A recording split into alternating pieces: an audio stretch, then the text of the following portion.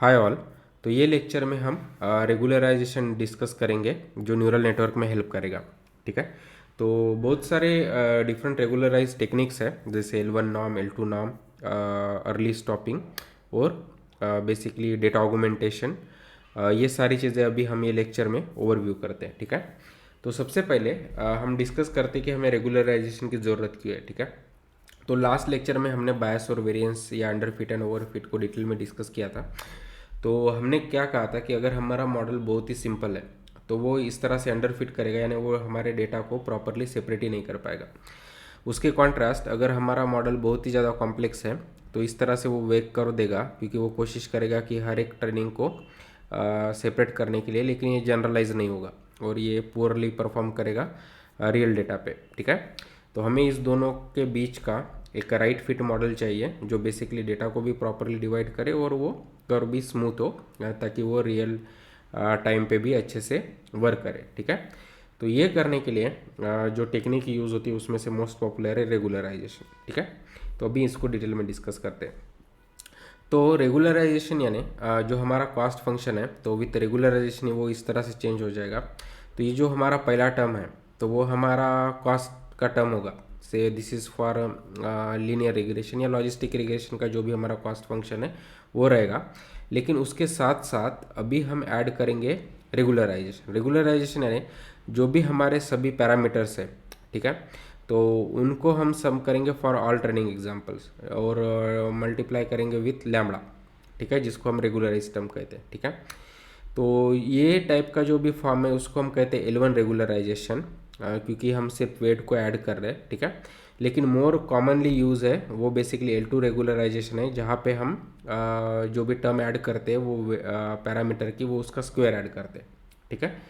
तो ये more commonly use है, L2 नॉर्म भी इसको कहते हैं। ठीक है, रेगुलराइज टेक्निक। ठीक है।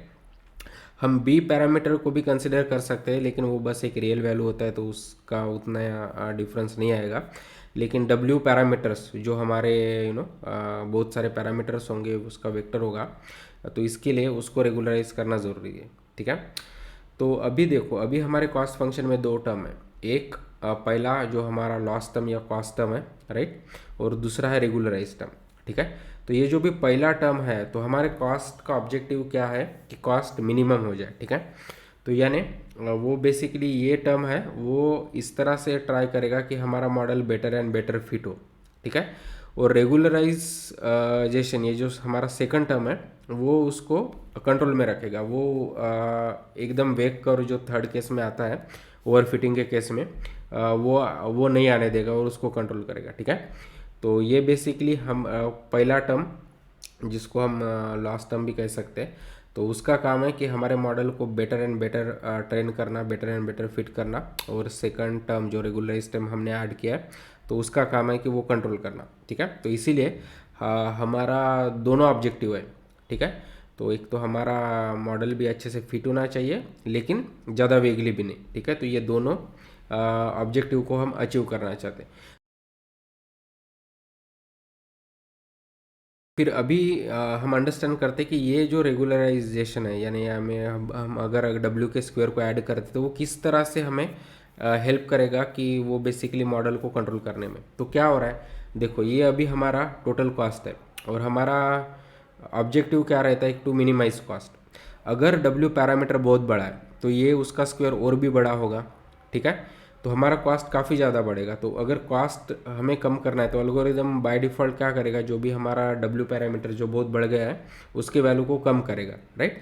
तो इसीलिए इस अप्रोच से वो क्या होता है कि जो भी हमारे पैरामीटर्स एकदम एक्सपांड होने की कोशिश कर रहे हैं, एकदम श्रिंक होने की कोशिश कर रहे हैं, तो उनको वो कंट्रोल में करता है, या ये जो भी ये रेगुलराइजेशन है वो। इसीलिए हमारा मॉडल जो भी होगा वो बहुत वेग या कॉम्प्लेक्स नहीं होगा। ठीक है। लेकिन इसके अलावा भी कुछ टेक्निक्स है, जैसे अर्ली स्टॉपिंग, ड्रॉप आउट और बेसिकली डेटा ऑगमेंटेशन, तो उसको भी हम डिटेल में डिस्कस करते हैं। ठीक है। तो ड्रॉप आउट यानी अगर हमारे पास कॉम्प्लेक्स इस तरह से कोई न्यूरल नेटवर्क है जिसमें बहुत सारे हिडन लेयर्स, बहुत सारी यूनिट्स है, तो अभी हम क्या करेंगे, तो अभी हर एक जो भी यूनिट्स है तो उसको हम कुछ प्रोबेबिलिटी असाइन करते हैं ड्रॉप आउट में, कि उसका ड्रॉप आउट की प्रोबेबिलिटी क्या है। ठीक है। तो फॉर एग्जांपल मैं कहता हूँ कि उसका ड्रॉप आउट की प्रोबेबिलिटी 0.2 है, तो यानी हो सकता है कि फॉर गिवन ट्रेनिंग एग्जांपल वो एक्टिव रहे या ना एक्टिव रहे, वो ड्रॉप आउट हो सकता है, ठीक है। और हम वो जो भी ड्रॉप आउट पैरामीटर है वो हर एक लेयर के लिए डिफरेंट डिफरेंट असाइन कर सकते हैं, ठीक है। तो फॉर एग्जांपल क्या होगा कि एक ट्रेनिंग एग्जांपल आया और से अभी हमने कुछ ड्रॉप आउट प्रोबेबिलिटी असाइन कर दी है, और हो सकता है कोई रैंडमली, है ना, कि वो नोट्स क्या हो जाएंगे, ड्रॉप आउट हो जाएंगे। तो से फॉर एग्जांपल ये जो भी रेड नोट्स मार्क किए वो ड्रॉप आउट हो गए, तो वो ड्रॉप आउट हो गए यानी उसके साथ जो भी इनकमिंग और आउटगोइंग कनेक्शन है वो सभी ड्रॉप आउट हो जाएंगे। तो जो भी हमारा ये कॉम्प्लेक्स मॉडल था वो भी इस तरह से सिंपल बन गया, ठीक है। फिर नेक्स्ट ट्रेनिंग एग्जाम्पल के लिए सेम होगा, अगेन हम सभी यूनिट्स पे वो ड्रॉप आउट क्राइटेरिया लगाएंगे। तो अभी हो सकता है कि अभी दूसरे कुछ यूनिट सेल्स चले जाए और फिर हमें दूसरा मॉडल मिले एंड सो ऑन, ठीक है। लेकिन हर केस में क्या हो रहा है कि जो भी हमारा कॉम्प्लेक्स मॉडल है वो सिंपल बनते जा रहा है, और जब भी हमारा मॉडल सिंपल है तो वेरिएंस ऑटोमेटिकली कम होता है, राइट, क्योंकि वेरिएंस तभी आता है जब हमारा मॉडल टू कॉम्प्लेक्स है एंड सो ऑन, ठीक है। तो इसीलिए जब भी हम इस तरह से ड्रॉप आउट लगाते हैं तो बेसिकली मॉडल सिंपल होता है, और जनरली हम ये हर एक ट्रेनिंग एग्जाम्पल के लिए दूसरा ड्रॉप आउट लगाते हैं, ठीक है।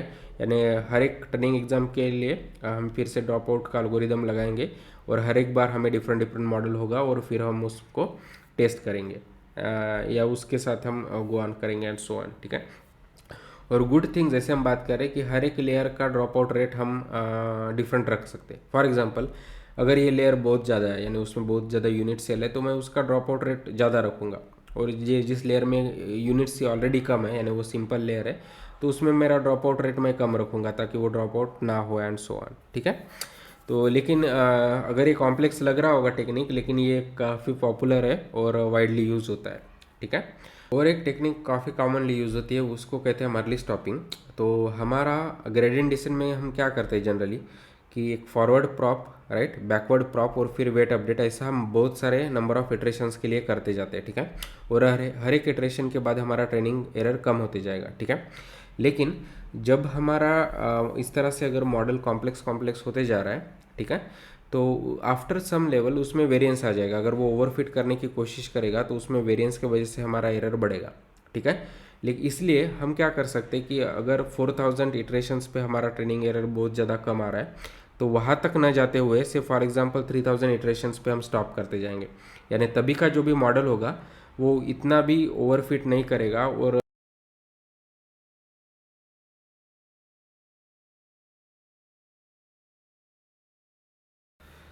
और एक रेगुलराइजेशन टेक्निक काफ़ी यूज़ होती है, वो है डेटा ऑगमेंटेशन, ठीक है। तो फॉर एग्जांपल आपके एप्लीकेशन के लिए लिमिटेड डेटा है, और एक रेगुलराइज टेक्निक जो काफ़ी कॉमनली यूज़ होती है स्पेशली डीप लर्निंग में, वो है डेटा ऑगमेंटेशन, ठीक है। तो उसमें हम क्या करते हैं कि हमारा डेटा जनरेट करते हैं, ठीक है।